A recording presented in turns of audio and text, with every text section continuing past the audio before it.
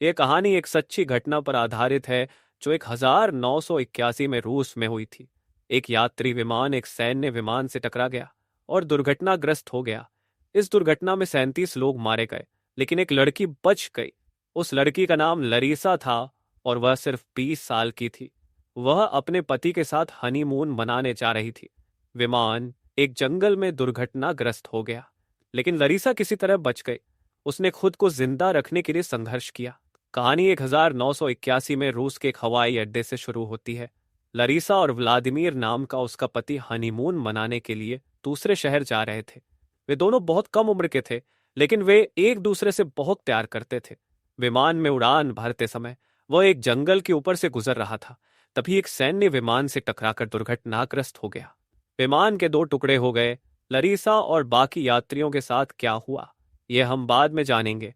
लरीसा Moscow के एक विश्वविद्यालय में पढ़ने आई थी, लेकिन फाइनल परीक्षा में फेल हो गई। इससे वह बहुत दुखी थी। तभी वह व्लादिमीर से मिली। दोनों एक इमारत की छत पर मिले, जहां वे अक्सर मिला करते थे। लरीसा इतनी उदास थी कि उसने अपनी जान लेने की कोशिश की। उसने व्लादिमीर को सिगरेट लेने भेजा था, लेकिन वह समय पर वापस आ गया और उसे रोक लिया। व्लादिमीर ने लरीसा को समझाया कि उसे निराश नहीं होना चाहिए। उसने कहा कि जिंदगी में असफलता कोई बड़ी बात नहीं है। बाद में व्लादिमीर उसे घर छोड़ देता है। लरीसा ने अपने माता पिता को बताया कि वह डिग्री नहीं ले सकी।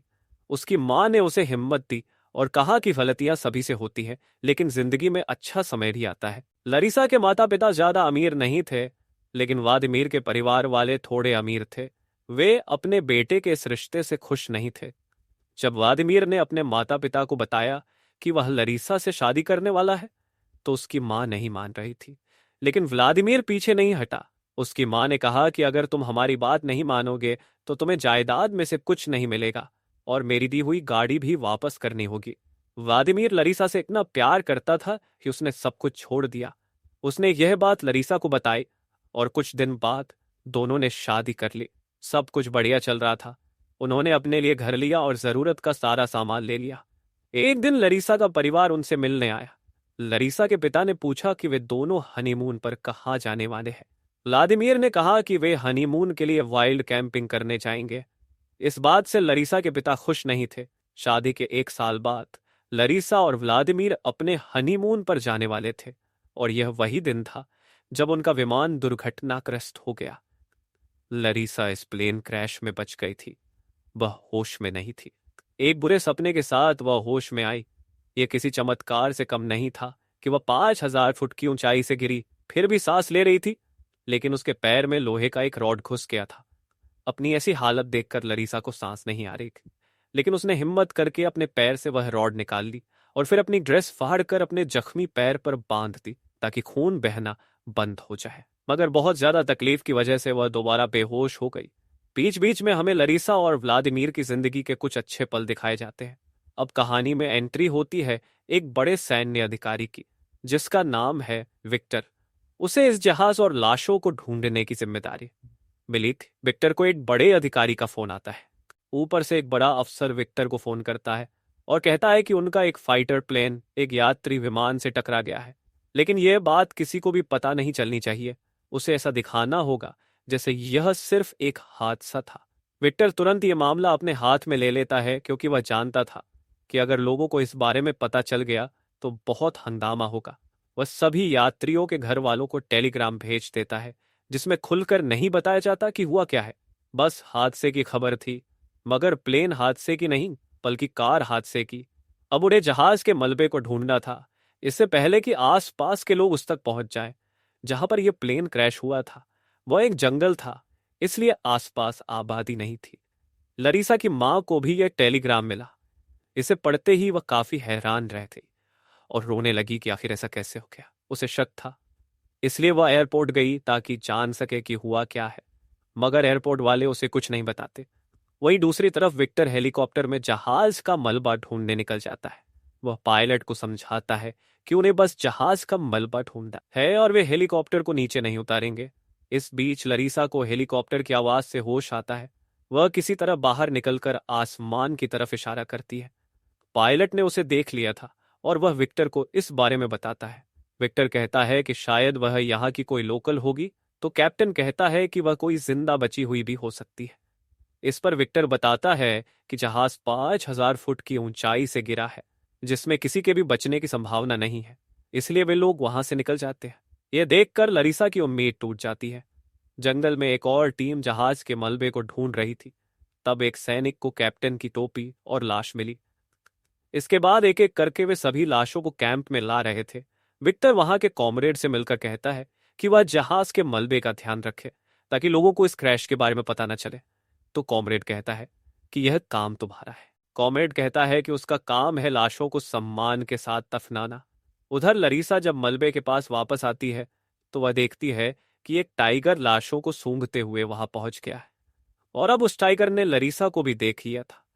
लेकिन इससे पहले कि वह लरीसा पर हमला करे, ऊपर से एक हेलीकॉप्टर गुजरता है, जिससे डरकर वह टाइगर भाग गया। इस तरह लरीसा की जान बच गई। अब वह एक जगह बैठकर थोड़ा सोचती है। उसे चोट भी लगी थी और टांग भी जख्मी थी। उसे अपने पति की बातें याद आने लगी।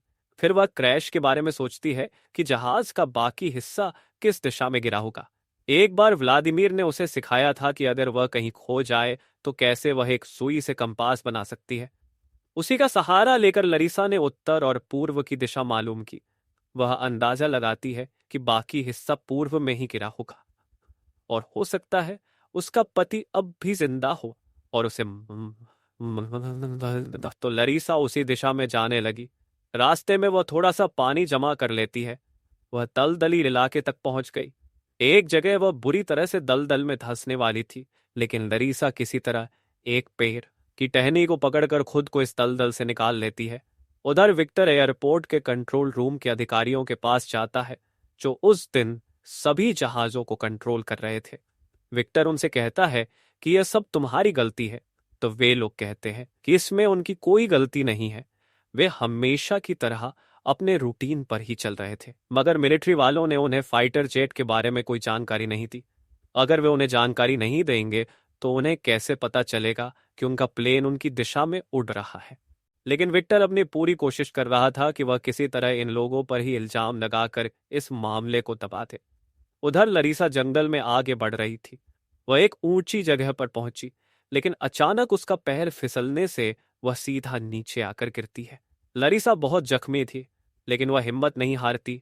उसे हर हाल में अपने पति को ढूंढना था, इसलिए अब वह रेंगते हुए ऊपर चढ़ने की कोशिश करने लगी। इस बीच विक्टर मिलिट्री एयर बेस में जाता है, ताकि उन फाइटर जेट उड़ाने वालों से बात कर सके जो उस दिन जहाज उड़ा रहे थे। एक पायलट कहता है कि उन्हें कोई इंस्ट्रक्शंस नहीं मिले थे, लेकिन जब वे प्लेन के करीब पहुंचे तो उन्हें एक रोशनी नजर आई। तब वह तो अपना जहाज नीचे ले आया, लेकिन उसका साथी जहाज नीचे न ला सका, और फिर दोनों जहाज टकरा गए। उधर लरीसा जब आगे बढ़ रही थी तो उसे वही टाइगर फिर से नजर आया। टाइगर ने भी उसे देख लिया था, तो लरीसा भागने लगी और टाइगर उसके पीछे था। अचानक से लरीसा एक काई में गिर गई। वह खुद को संभालती है और कुछ देर के लिए वह उसी काई में रुकी। थोड़ी देर बाद वह टाइगर वहां से चला गया। उसी दिशा में आगे बढ़ती है। आगे उसे एक बैग मिलता है जो किसी यात्री का था। उसके अंदर से उसे एक लाइटर मिला, जिसकी मदद से वह आग जलाकर बैठ जाती है। तब वह उस समय को याद करती है जब वह व्लादिमीर के साथ कैंपिंग पर गई थी। व्लादिमीर अपने नोटबुक में कुछ ड्राइंग बना रहा था। लरीसा उसे वो ड्राइंग दिखाने के लिए कहती है, तो व्लादिमीर ने उसे कहा था कि वह उसे ड्राइंग तब दिखाएगा जब वो पूरी हो जाएगी। अगली सुबह लरीसा उठकर आगे बढ़ती है। वह एक पहाड़ की चोटी तक पहुंच गई। नीचे एक नदी बह रही थी और वहां पास ही में कॉकपिट का एक टुकड़ा पड़ा था, जिसे देखकर वह समझ जाती है कि यहां उसे व्लादिमीर मिल जाएगा। इसलिए वह जल्दी से नदी के पास में आती है। नदी का बहाव बहुत तेज था, लेकिन उसे हर हाल में नदी को पार करना ही था। शुरुआत में वह बहाव के साथ बहती जा रही थी, लेकिन फिर वो खुद को संभाल कर किसी तरह किनारे पर आ गई। जिसके बाद वह कॉकपिट के पास आती है, जिसमें पायलट और कुछ यात्रियों की लाशें थीं। वहीं पर उसे एक फ्लेयर गन मिलती है, जिसको उसने चलाया। फ्लेयर गन काम कर रही थी, लेकिन आसपास कोई भी उसका सिग्नल देखने वाला नहीं था। उधर लरीसा के माता पिता और व्लादिमीर की मां बेस कैंप पर पहुंच गए थे, लेकिन कोई भी उन्हें अंदर जाने नहीं दे रहा था। जैक कहता है कि कॉमरेड उनके बहुत अच्छे दोस्त थे, तो सैनिक बताता है कि उन्हें इजाजत नहीं है और वे किसी को भी अंदर जाने नहीं दे सकते। तब व्लादिमीर की मां गुस्से में बैरियर को तोड़कर अंदर चली जाती है। वह तेजी से गाड़ी चला रही थी और सैनिक भी उसके पीछे थे। लेकिन आखिरकार वह कॉमरेड तक पहुंच ही जाते हैं। कॉमरेड सैनिकों से कहता है कि वे उन्हें जाने दें। जैक कॉमरेड से पूछता है कि उसे बताओ उनके बच्चों के साथ क्या हुआ है। कॉमरेड कहता है कि उसे किसी को भी बताने की इजाजत नहीं है। तब जैक उनसे विनती करता है और कहता है कि अगर वह चाहे तो उनसे फॉर्म्स भी साइन करवा ले कि यह बात बाहर नहीं जाएगी। अब कॉमरेड उन्हें विक्टर के पास ले जाता है। विक्टर गुस्से में पूछता है कि वह सिविलियंस को यहाँ क्यों लाया। तो कॉमरेड कहते हैं कि यह मेरी जिम्मेदारी है, लेकिन उन्हें इनके बच्चों के बारे में बताना होगा। केट पूछती है कि उनके बच्चों के साथ क्या हुआ है, तो विक्टर बताता है कि उनका जहाज क्रैश हो गया। ये बात सुनकर उन सभी को झटका लगा। व्लादिमीर की मां कहती है कि उसे उसके बेटे की लाश चाहिए, तो विक्टर कहता है कि उन्हें अभी तक उसकी लाश नहीं मिली। जिस पर केट कहती है कि हो सकता है वे लोग अभी भी जिंदा हों और वह उन्हें ढूंढते क्यों नहीं। तो विक्टर कहता है कि जहाज बहुत ऊंचाई से गिरा है, ऐसे में किसी का भी बचना मुमकिन नहीं। तब केट उससे पूछती है कि क्या उसके बच्चे हैं, तो विक्टर जवाब देता है कि हाँ, उसका एक बेटा है। जिस पर केट कहती है कि अगर इस जहाज में उसका बच्चा होता तो क्या वह हाथ पर हाथ रखकर बैठ जाता। एक पिता होने के नाते ना सही, लेकिन इंसानियत के नाते उन्हें ढूंढिए। विक्टर वादा करता है कि वह अपनी कोशिश करेगा। इस बारे में विक्टर कॉमरेड से बात कर रहा था। तब विक्टर उस लड़की का जिक्र करता है जिसे उन्होंने जंगल में देखा था। विक्टर के हिसाब से वह कैंप की कुक थी। तब कॉमरेड उसे बताता है कि वहां लोगों का आना जाना मना है। यह सुनकर विक्टर समझ जाता है कि हो सकता है वह कोई जिंदा बची हुई हो। वह जल्दी से कैप्टन के पास जाकर कहता है कि उन्हें वापस जंगल में जाना होगा, लेकिन कैप्टन कहता है कि जल्द ही रात होने वाली है और मौसम भी खराब है। तो विक्टर कहता है कि उन्हें उस लड़की को ढूंढना होगा इंसानियत के नाते, जिसके बाद कैप्टन भी मान जाते हैं और एक टीम उन्हें ढूंढने निकल जाती है। उधर जंगल में हम लरीसा को देखते हैं जो अब बहुत थक चुकी थी। एक जगह पहुंचकर वह गिर जाती है। उसके पास प्लास्टिक का एक बैग था जिसकी मदद से वह खुद को मारने की कोशिश करती है, मगर उसमें इतनी हिम्मत ही नहीं थी। तभी उसे पैर के ऊपर लटका एक बैग दिखता है। लरीसा उस बैग को उतारती है। यह व्लादिमीर का बैग था। वह बैग को खोलकर उसमें से वही डायरी निकालती है जिसमें व्लादिमीर ने उसके बहुत सारे स्केचेस बनाए थे। ये सब देखकर उसके मन में एक उम्मीद जाग आती है और वह फिर से व्लादिमीर को ढूंढने आगे बढ़ी। तभी वह एक गड्ढे के पास पहुंची जिसके अंदर व्लादिमीर की लाश पड़ी थी। लरीसा भागकर उसके पास जाती है, उसे गले से लगाती है। उसे ऐसा लगता है जैसे व्लादिमीर अभी भी जिंदा है। वह उससे बात कर रही है। वह कहती है कि वह उससे बहुत प्यार करती है और उसे उनके लिए जीना होगा, लेकिन यह सब उसका भ्रम था। व्लादिमीर मर चुका था। अब इस बीच हेलीकॉप्टर उस कॉकपिट के करीब पहुंच गया था और वह आसपास लरीसा को ढूंढने लगता है।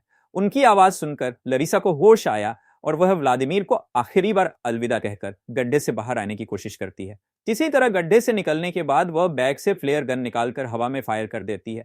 उसका सिग्नल कैप्टन देख लेते हैं। वह भागकर उसके पास पहुंचता है और अपना कोट उसके ऊपर डालता है। आखिरकार लरीसा बच गई।